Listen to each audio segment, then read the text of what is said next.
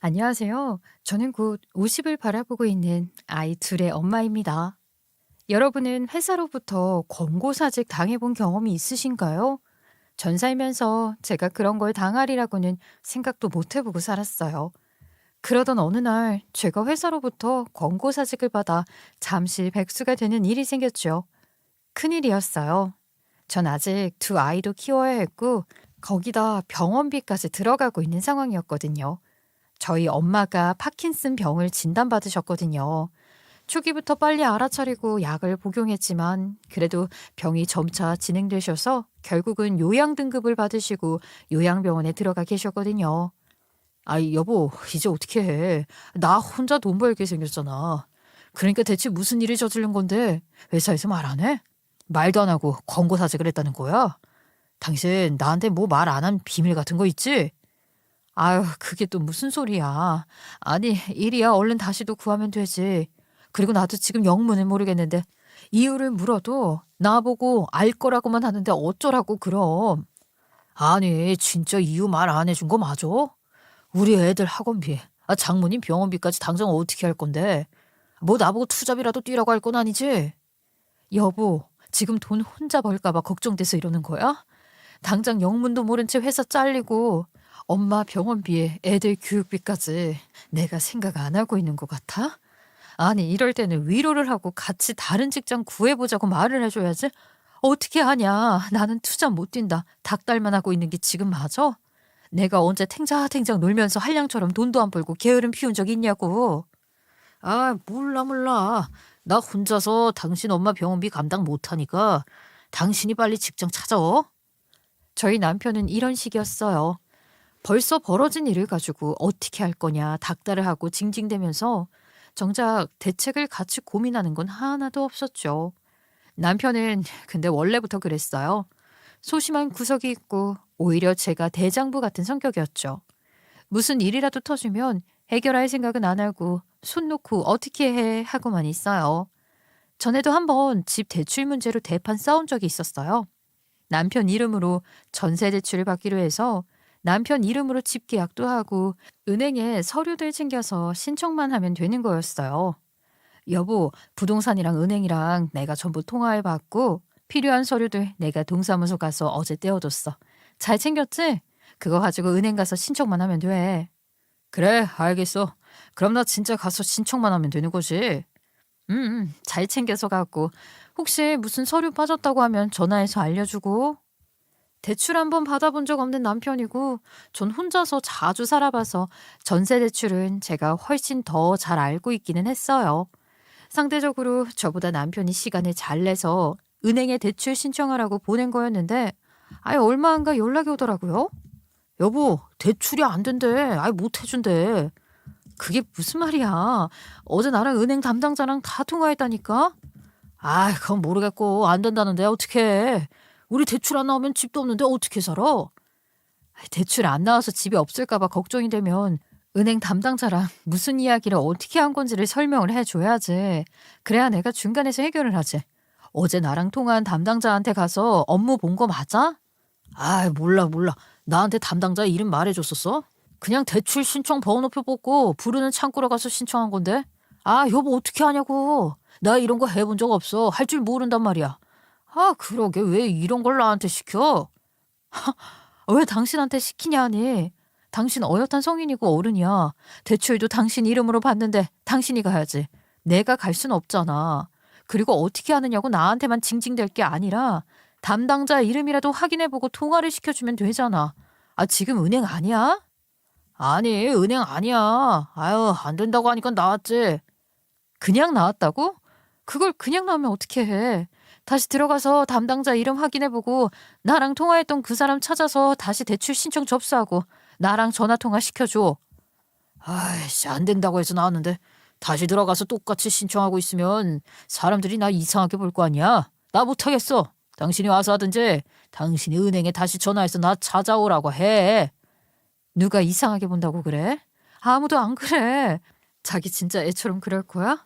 지금 은행까지 가 있는 게 당신인데 내가 은행에 전화를 어떻게 해? 내가 그 지점에 전화하려면 전화 연결해달라고 한참 기다려야 되고 창구 상담이 먼저라 그 상담 끝날 때까지도 기다려야 해. 당신이 가서 이야기하는 게 훨씬 더 빠르단 말이야. 한두 살 먹은 어린애도 아니고 해본 적 없다고 평생 안 하고 살 거야? 아니, 안 해본 거니까 그렇지. 그럴 수도 있지. 왜 화를 내고 그러냐? 당신 안 해본 일 해야 할 때마다 늘 이런 식이잖아. 이번이 처음이면 말도 안 해.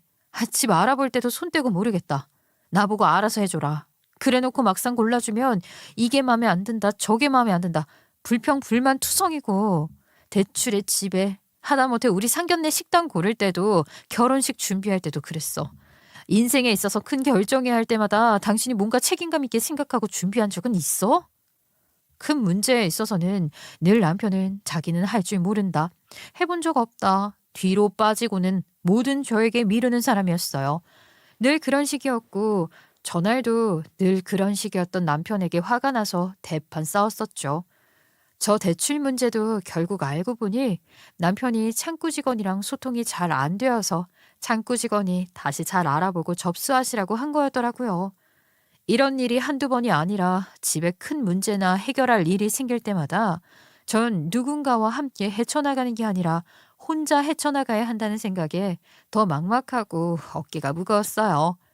그러던 어느 날 저희 엄마가 입원해 있는 요양병원에서 연락이 오길래 혹시 저희 엄마에게 무슨 일이 난 건가? 너무 놀라 얼른 전화를 받았어요. 근데 저희 남편이 제 엄마를 퇴원시켰다고 하는 겁니다. 모르셨어요? 아니, 김복주 할머니 남편분이 오셔서 퇴원하셨어요. 어머, 알고 계시는 줄 알았어요. 짐 두고 가신 게 있어서 남편분께 전화드렸는데 안 받으셔서 지금 따님분께 연락드린 거였어요. 두 분이서 이야기 되신 게 아니었어요? 간호사로부터 어이없는 소식을 듣고 나니 남편이 했던 말이 생각나더라고요. 자기는 우리 엄마 병원비 감당 못하니까 저보고 직장 빨리 구하라고 했던 말이요. 그 말하고 하루밖에 안 지났는데 오늘 출근하는 척 하더니 저희 엄마 병원에 간 모양이었어요. 제가 백수가 되자마자 남편 놈이 한 일이라고는 저희 엄마를 저한테 말도 없이 요양병원에서 강제로 퇴원시킨 거였죠. 남편 놈이랑 그날 그렇게 싸우고 나서는 이런 사달을 낸 거예요.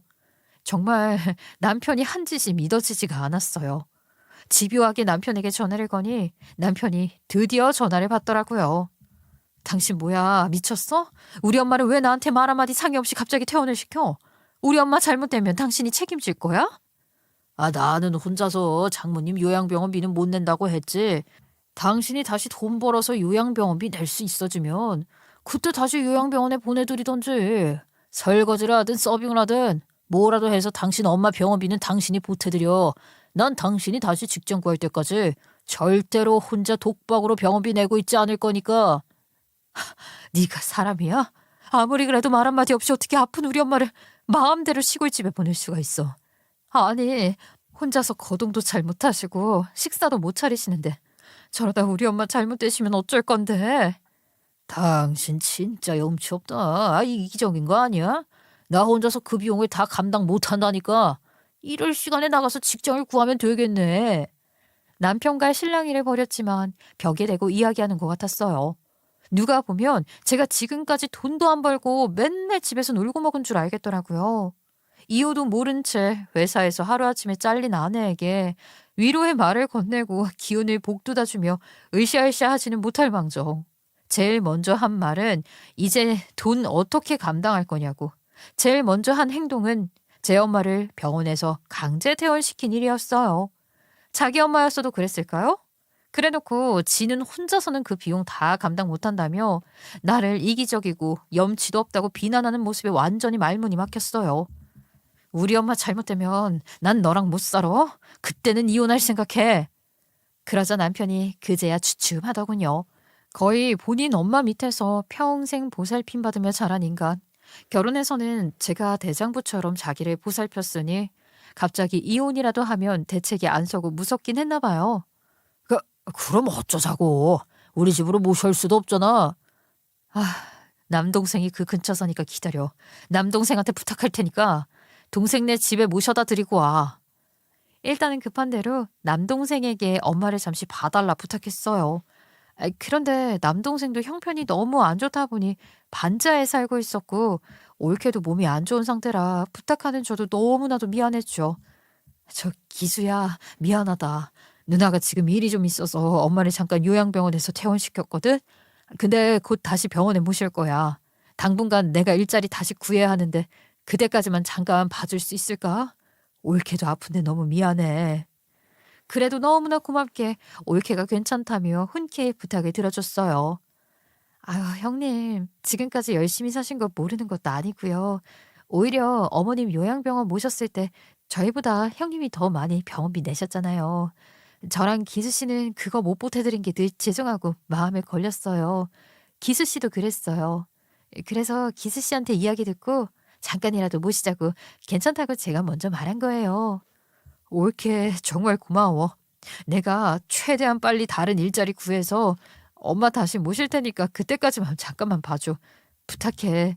마음 같아서는 우리 집에 모시고 싶은데 우리 집에는 애들이 둘이고 엄마가 편하게 쉬실 수가 없어서 마땅한 곳이 없더라고.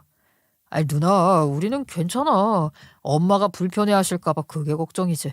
아무쪼록 잘 해결되면 연락 줘. 오래 안 걸릴 거란 거 우리도 알아. 그러니까 너무 미안해하지 말고 얼른 해결부터 하고. 알겠지? 엄마 걱정 마. 우리가 잘 모시고 있을게. 이 기회에 자주 붙어 있으면 되지 뭐.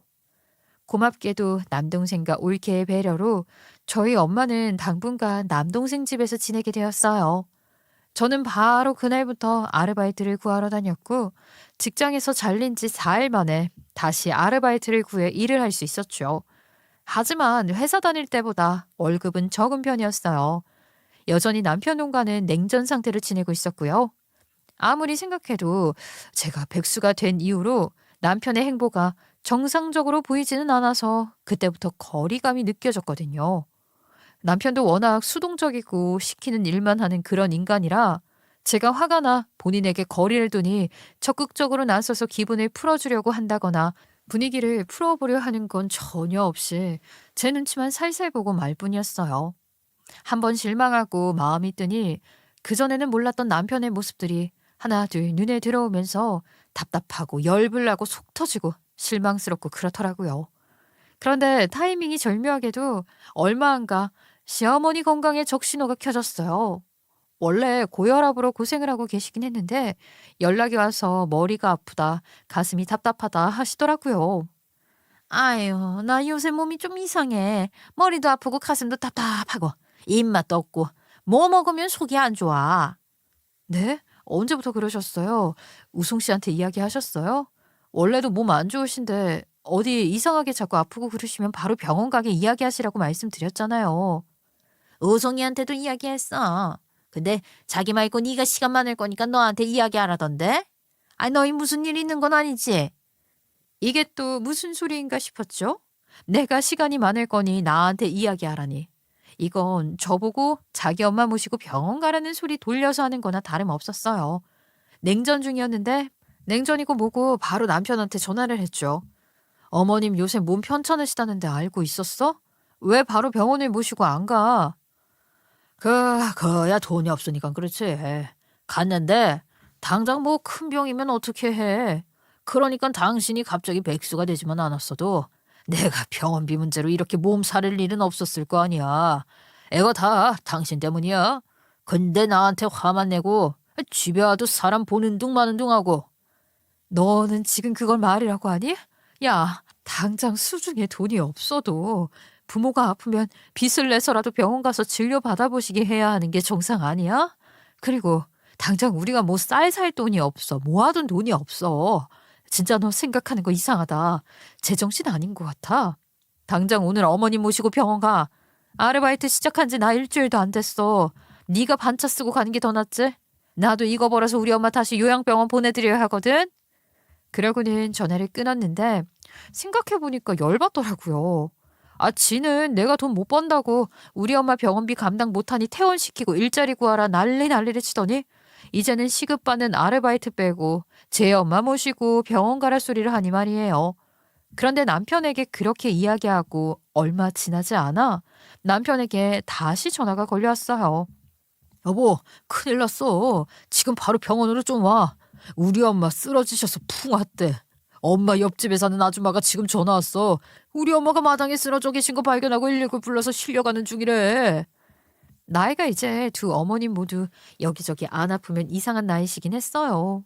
그런데 어쩜 이렇게 두 어머님이 동시에 이렇게 되시는 건지 현실이 감당하기가 벅차고 한숨부터 나오더라고요. 저도 급히 병원으로 달려갔죠. 그런데 제가 가자마자 남편 놈이 또 헛소리를 하며 저를 열받게 했습니다. 당신 어차피 지금 당장 할 일도 없지? 잘 됐네. 우리 엄마 지금 못 움직여. 간병인 쓸 수 있는 형편도 아니니까 우리 엄마 간호 당신이 좀 해줘. 남 손에 맡기는 것보다야 이게 훨씬 낫지 않겠어? 집에서 탱자탱자 놀고 있는 사람이 있는데.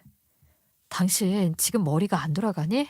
나 지금 애들 학원비, 우리 엄마 요양병원비 그거 보태려고 아르바이트 다니고 있는 거 잊었어? 당신은 투잡 뛰기 싫다고 했어도 나는 지금 아르바이트 2탕 뛰면서 개고생하고 있다고. 아이 잠깐 그것 좀 미루면 안 돼?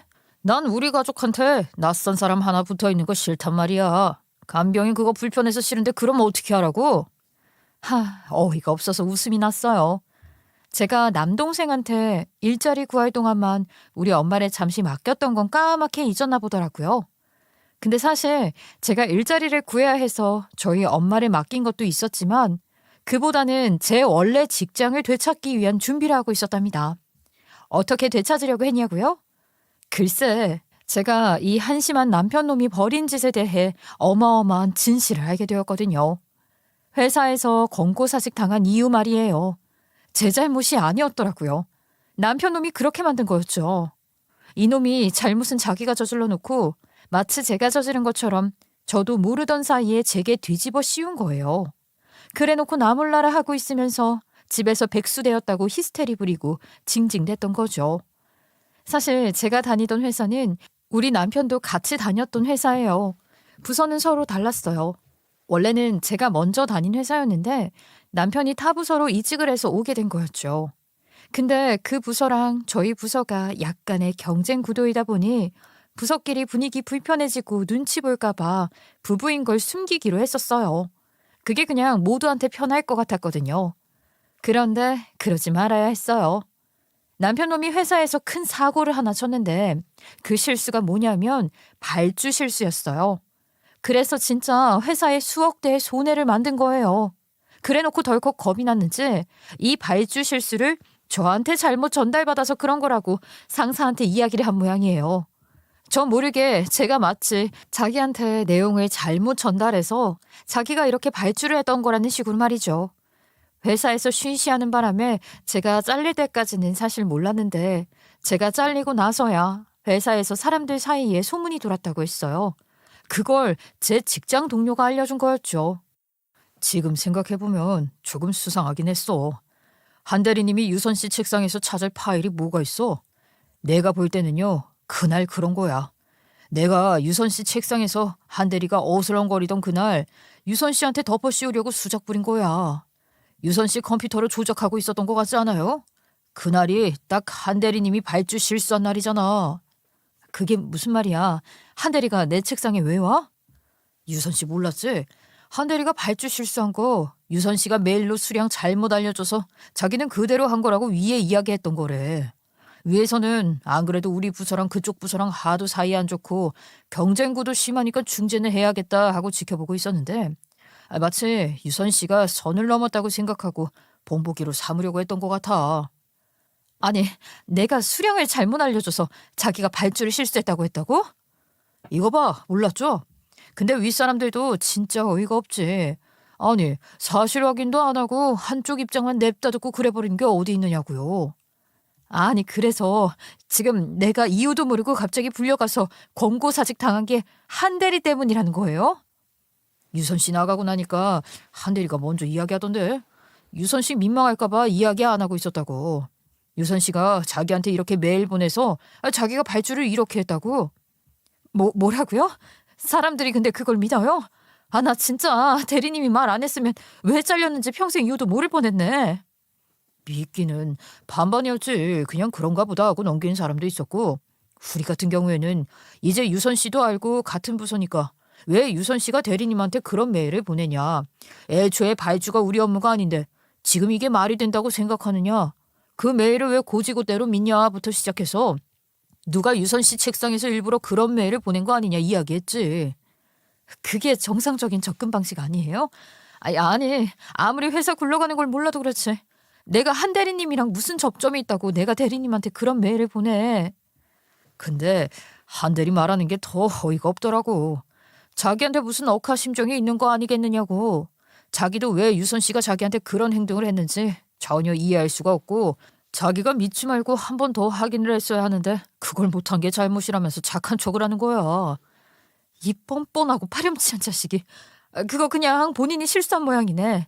그래놓고 잘릴까봐 나한테 덮어씌운 거 아니야? 그게 훨씬 더 현실 가능성이 있는 스토리긴 하지. 그래서 자기 잘못이 아니라는 증거가 필요했을 거고 발주 실수한 걸 알고 나서 바로 유선 씨한테 덮어씌우려고 유선 씨 책상에서 메일도 하나 보낸 것 같았고 채팅창까지 보여주더라니까. 근데 왜 하필 유선 씨냐고. 유선 씨를 만만하게 본 모양이야.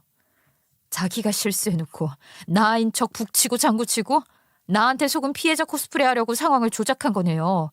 그래서 내 컴퓨터로 내가 마치 잘못된 정보를 알려준 것처럼 만들려고 자리에 왔던 거겠네요? 참. 내가 컴퓨터 비밀번호를 안 걸어둔 게 잘못이라면 잘못이겠다. 동료에게 이야기를 듣고 나니 정말 머리 끝까지 화가 났죠. 자기 실수 덮자고 나를 회사에서 잘리게 만든 거. 그래놓고 자기 혼자 돈 버니 우리 엄마 요양원은 빼서 시골집에 보내버린 거. 그것도 모자라 이제 백수라고 자기 엄마 병간호는 나보고 하라고 시키는 것까지요. 저는 혼자서 일을 갈고 남편 놈 엿먹일 준비를 좀 했어요. 일단 발주를 실수했던 거래처에 연락을 했어요. 남편이 발주를 넣은 시간을 확인하려고요.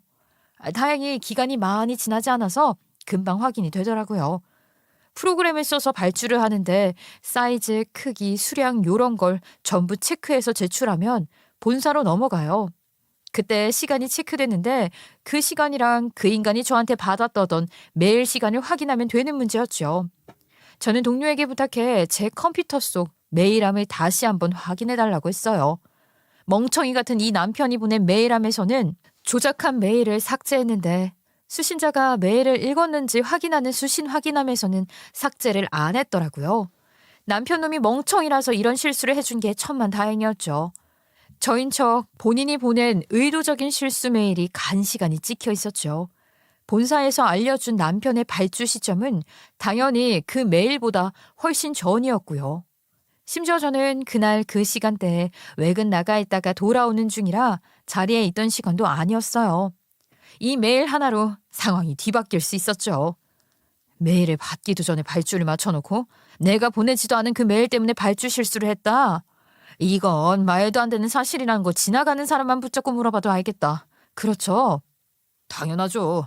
이거 전부 보내주고 회사 컴퓨터에 비밀번호도 걸어놨으니까 얼른 우리 부장님이랑 다시 연락해서 일을 바로 잡아요. 이 증거들은 내가 전부 캡처해서 지금 카톡으로 보내줄게. 그렇게 저는 동료의 도움으로 제 무고를 밝혀낼 수 있는 증거들을 하나 둘 모으고 있었어요.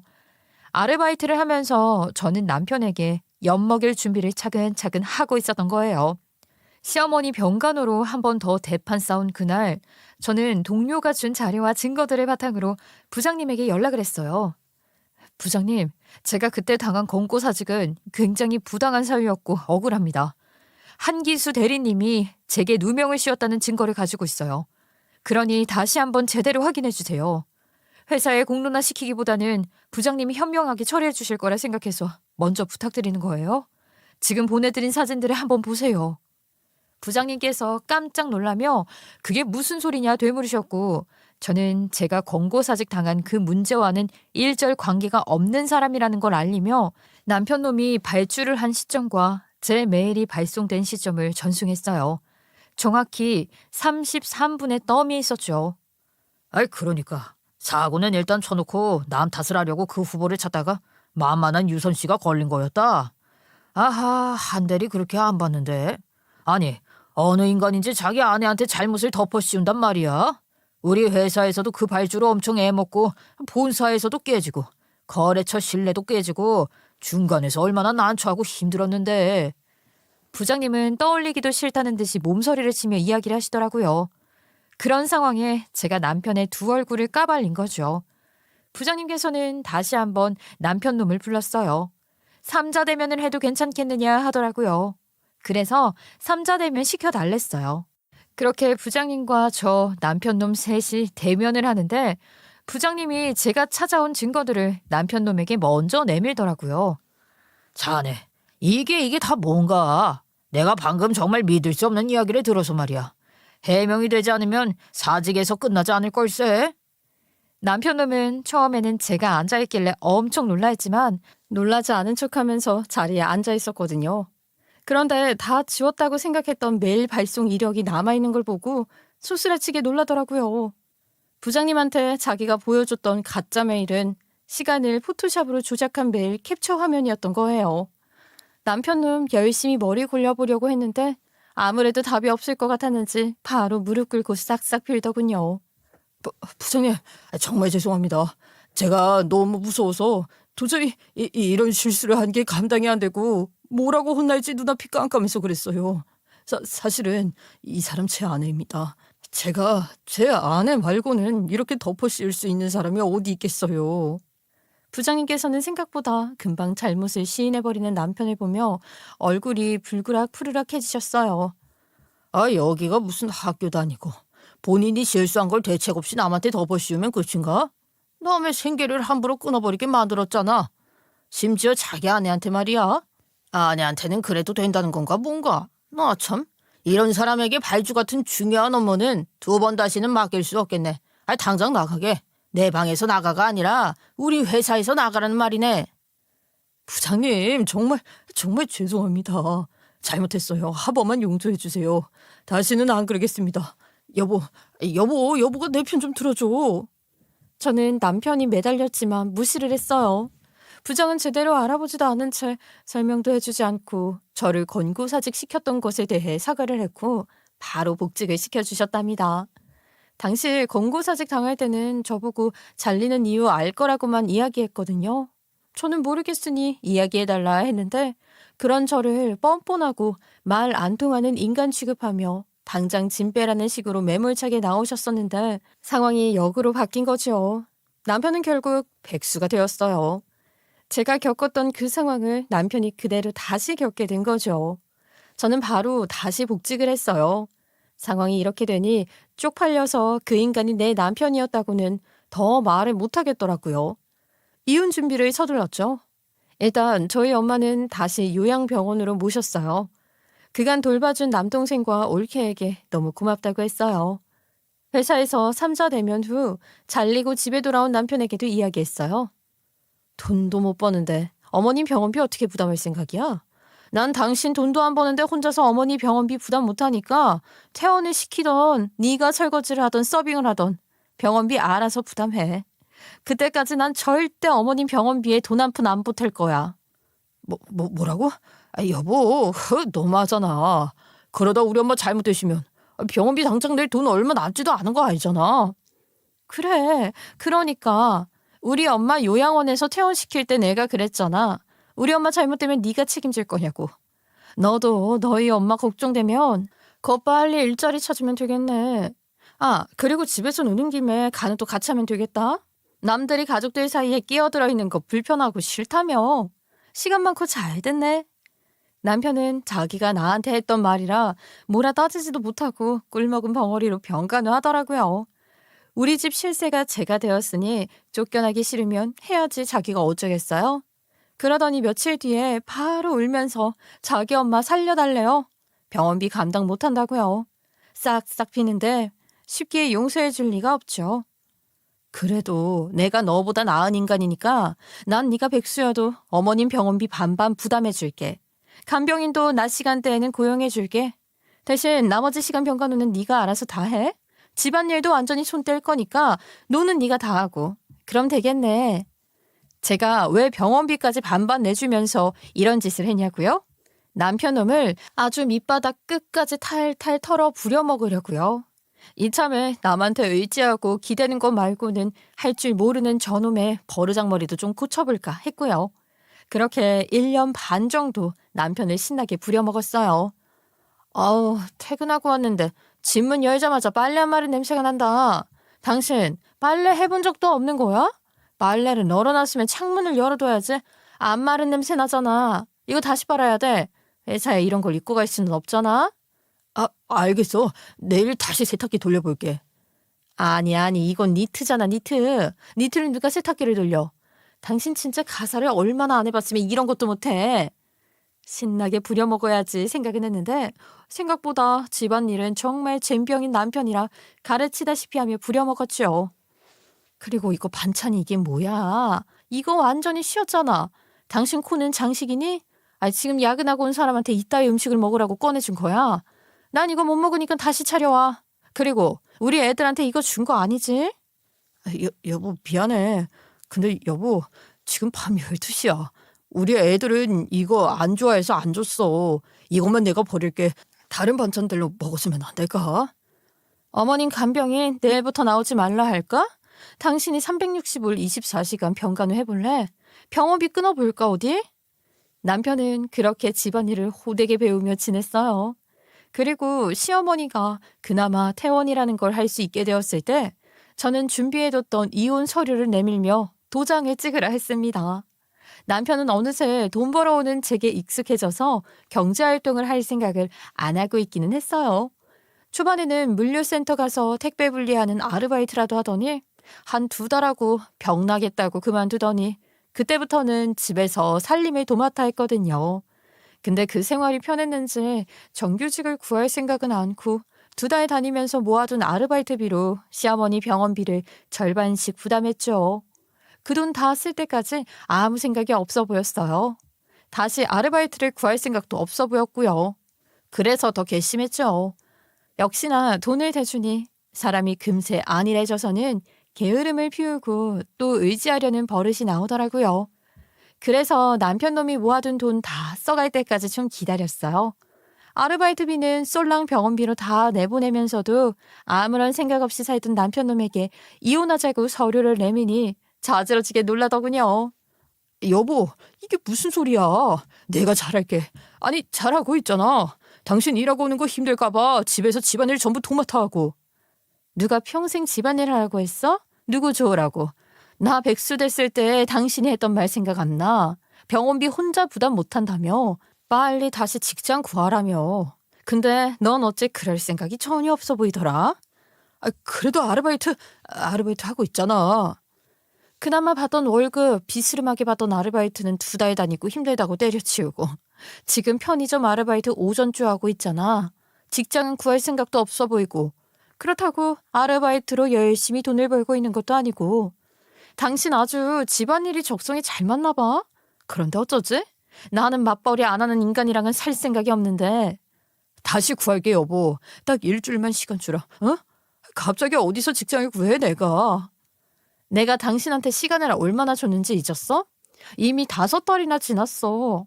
당신 그렇게 직장 잘리고 나서 직장 구하기까지 얼마나 시간이 많았는데 이제 와서 다시 구하겠다고? 여보, 나 진짜 이혼은 못해. 당신 없이 혼자서 어떻게 먹고 살아. 우리 엄마 병원비는 또 어쩌고.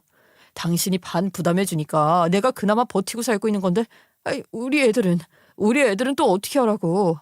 내가 당장 내일이라도 나가서 돈 벌게. 어? 남편놈 이혼하자니 그제야 당장 무릎에 매달려 이혼은 못한다고 울고불고 난리를 치며 일자리 구하겠다고 사정사정을 하는데 제게 먹힐 리가 없죠. 어느 미친 인간이 회사 일로 누명 씌우고 백수 되게 만든 놈이랑 결혼 생활을 유지해요? 거기다 백수 되었다고 우리 부모님한테 생색내고 눈치를 주는 남편이라뇨. 그 짓을 또 할지도 모르는 인간을 제가 받아줄 이유가 없지 않겠어요? 병원비 걱정에 애들 걱정까지 하는 인간이 나이 40 넘어서 멀쩡한 직장 구할 생각은 않고 아르바이트 파트타임으로 일하고 있어? 내가 이혼 이야기를 그때 바로 안 꺼내서 당신이 한 짓이 이혼당할 만큼 큰 잘못은 아니라고 생각하고 있었나 봐? 안심하고 있었나 보지? 그러니까 지금 이렇게 기생충처럼 붙어먹을 생각만 하지. 애들이 당신을 보고 뭘 배우겠어. 아내한테 빌붙어 사는 거? 좋은 롤모델이 되기는커녕 배울까봐 두려운 아빠야 당신은. 그렇게 모질이 남편과는 말끔하게 이혼을 했어요. 정말 신기하게도 이혼 이야기를 꺼내자마자 어디서 직장을 구해오더라고요. 그러면서 저한테 일자리 구했으니 이혼만큼은 다시 생각해주면 안 되겠냐는데 어쩜 저리 사람 생각하는 게 일차원적인지 애들한테 더 안 좋은 영향 끼칠까. 얼른 속전속결로 이혼 처리해버렸네요. 이후에 시어머니는 어찌어찌 퇴원은 했어요. 하지만 이혼당하고 여전히 남한테 의지하는 것밖에 할 줄 모르는 전 남편 놈은 이전 시어머니가 퇴원한 이후에도 애물단지 취급이었죠. 늙어서까지 애물단지가 된 아들놈 키우다시피 하며 살고 계신 것 같았어요. 근데 솔직히 말하면 어머님이 본인 팔자 그렇게 만드신 거였어요. 저랑 살면서 늘 입버릇처럼 하던 말이 우리 엄마는 해줬었는데 였거든요. 몸만 큰 아들놈 남의 집 귀한 딸한테 장가 보낸 게 아니라 입양 보낸 거나 다름없잖아요. 전 남편 놈이 저랑 살 때 얼마나 편하셨겠어요. 철부지 아들놈 키우느랴 그간 힘드셨을 텐데 저한테 떠넘기셨으니 말이에요. 대신 저는 아들 셋이 된 것 같았지만요. 그래도 등신처럼 어찌저찌 끌고 가려고 했는데 저도 사람인지라 안 되기도 했고 전 남편 놈이 자기 복을 자기가 찬 거죠.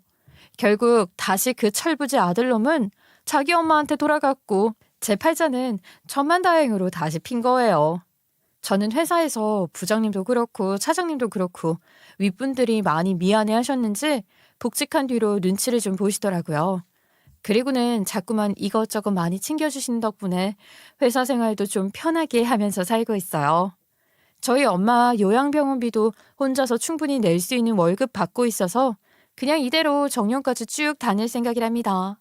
이 정도면 저 복수 잘한 거 맞죠? 이제 곧 애들도 전부 고등학교 졸업하고 성인이 될 건데 그때까지만 좀 더 힘을 내보려고 해요. 당연히 남편놈한테 양육비도 받아내고 있고요. 애들도 엄마 속 안 썩이고 그저 성실하게 학교 공부도 잘하는 편이라 등록금도 크게 걱정은 안 하고 있어요. 그래도 애들 대학 보낼 때까지 그리고 아픈 저희 엄마 돌아가시기 전까지 최고로 편하게 모셔야 하니 그때까지는 더 힘을 내보려고 합니다. 배우자에게 의지하기만 하며 사는 건 나 스스로에게도 독이 되는 것 같아요. 스스로가 경제적으로나 정신적으로나 독립하고 자립적으로 살 줄 아는 사람이 진정한 성인이구나. 몸만 컸다고 다 같은 어른이 아니구나 라는 걸 느끼게 된 값진 경험이었다고 생각하고 살려고요.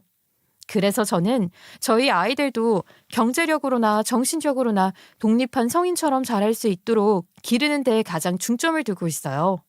부디 자식 키우는 부모님들 내 새끼 편한 거 좋은 것만 해주려고 신경 쓰지 마시고 우리 자식들이 나중에 사회에 나갈 때에도 어엿하게 자립심 강한 성인이 되어 나갈 수 있게 집에서 올바른 가정교육 시켜주시길 바랄게요.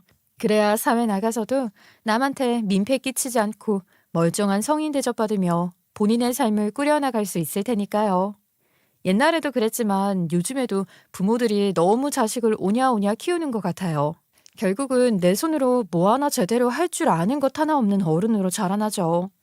어릴 적 엄마가 내게 전부 맞추어 주었던 것처럼 세상이 내게 전부 맞춰줄 거라고 생각하는 어른으로 말이에요. 남의 집 귀한 자식이랑 결혼해서 고생길 만들지 마시고 부디 각자 소중한 자식 올바르게 키워 멋진 성인으로 자랄 수 있게 힘써주시길 바라며 이만 글 줄일게요. 제 보잘것없는 이야기였지만 함께 들어주셔서 감사합니다.